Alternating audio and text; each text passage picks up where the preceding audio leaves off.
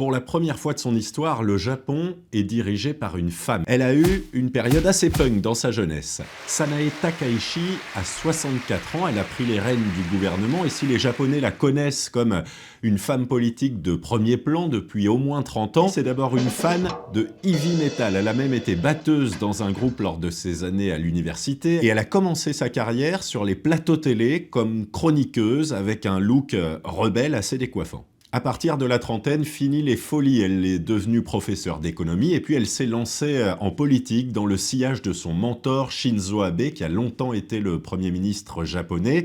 Elle partageait avec lui un nationalisme très poussé, un goût pour les questions de sécurité et c'est comme ça qu'elle a grimpé les échelons dans la politique japonaise. Sanae Takaichi, c'est aussi un personnage assez controversé. Sa vision très traditionnelle tend même au révisionnisme. Elle a toujours nié les crimes commis par l'armée japonaise lors de la Seconde Guerre mondiale. La politique étrangère, ce sera d'ailleurs la première mission de cette grande admiratrice de Margaret Thatcher. Elle a au programme 2 grands sommets économiques internationaux et surtout la visite de Donald Trump dans quelques jours à qui elle va demander de renégocier l'accord douanier conclu l'été dernier. On verra alors si elle mérite son surnom de nouvelle dame de fer du Japon.